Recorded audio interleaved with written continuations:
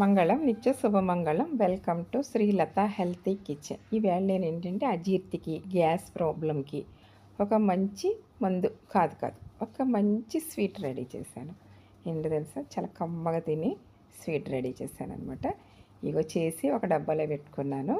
ఇవి డైరెక్ట్ ఇలాగే తినేయచ్చు, కానీ నేను ఏంటంటే ఒక తమలపాకులో పెట్టుకొని తింటాను అనమాట. అంటే 2 in 1. ఒక పక్క తమలపాకులో ఉన్న పోషకాలు మనకు అందుతాయి. ఇది ఫాన్ అనుకోకండి, ఫాన్ మాత్రం కాదు. ఎందుకంటే ఒక స్వీట్ నేను దీన్ని ఇలా యాడ్ చేసుకొని తింటాం అనేది ఇంకా మంచి బెనిఫిట్ ఉంటుంది. ఇది సున్నం అనమాట, కాలుష్యం అందుతుంది అనేసి నేను రాస్తూ ఉంటాను. మీకు అక్కర్లేదంటే పక్కన పెట్టేసేయండి. ఓన్లీ ఈ ఆకు ప్లస్ ఈ స్వీట్ని యాడ్ చేసుకుని ఇలా చుట్టుకొని భోజనం అయ్యాక తినండి. చాలా చాలా మంచి రిజల్ట్స్ వస్తుంది. అసలు ఇది ఎలా తయారు చేయాలో మనం చూద్దాము. మరి ముందుగా ఒక బాణలు పెట్టుకుని అందులో ఒక కప్పుడు బాదం పలుకులు, పిస్తా, అలాగే గుమ్మడి పప్పు వేసి కొంచెం కాజు కూడా వేసాను టేస్ట్ కోసం. ప్లస్ ఇవి డ్రై ఫ్రూట్స్ అనేవి యాంటీ ఆక్సిడెంట్లు ఎక్కువ ఉంటాయి కదా.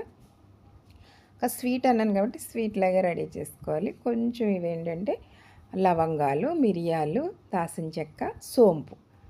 ఈ సోంపు అనేది చాలా మంచిది. యాలకులు కూడా వేసాను. వేసి వీటిని కూడా కొంచెం లైట్గా ఫ్రై చేసుకోవాలి. తర్వాత ఖర్జూరం తీసుకున్నాను. కొంచెం కాస్ట్లీ ఖర్జూరమే తీసుకున్నాను. దీన్ని చిన్న చిన్న పీసెస్లా చేసుకుని పక్కన పెట్టుకోవాలి.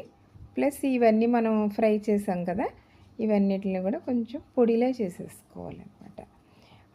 ప్లస్ ఇవి కూడా డ్రై ఫ్రూట్స్ని కూడా పొడిలా చేసేసుకొని ఆ తర్వాత ఈ ఖర్జూరం ఉంది కదా, ఈ ఖర్జూరాన్ని కూడా మనం కొంచెం పేస్ట్లా కొట్టుకోవాలి, లేదంటే చిన్న చిన్న ముక్కల్లా వేసుకున్నా పర్వాలేదు.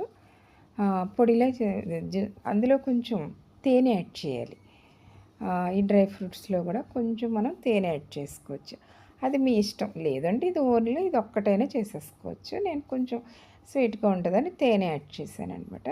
మరలా ఒకసారి బాణలు పెట్టుకుని కాస్త నెయ్యి యాడ్ చేసి నేను పిస్తాను కొంచెం చిన్న చిన్న ముక్కలుగా కోసి మళ్ళీ ఫ్రై చేశాను. కొంచెం సోంపు కూడా వేసాను. ఇది ఆప్షనల్, మీరు వేసాకుంటే వేసుకోండి, లేదా లేదు. నేను కొంచెం బాగుంటుందని వేసాను అనమాట. ఇందులో ఈ పెనంలోనే మొత్తం మనం మిక్సీ చేసుకున్నాం కదా, అదే గ్రైండ్ చేసుకున్న పౌడర్స్ అన్నీ కూడా ఇందులోకి యాడ్ చేసుకుని ఒకసారి మళ్ళీ ఇది ఉంది కదా పేస్ట్ కూడా దానికి యాడ్ చేసేసి మొత్తం వీటిని బాగా మిక్సీ చేసేయాలి. ఆ పొయ్యి మీద సన్నటి సిమ్ పెట్టుకోవాలి, మాడిపోతుంది లేకపోతే. అలాగే పచ్చకర్పూరం, ఇది హెల్తీ అని అందరికీ తెలుసు కదా. దీన్ని కొంచెం పొడిలా చేసుకుని బాగా కలిపేసుకోవాలన్నమాట.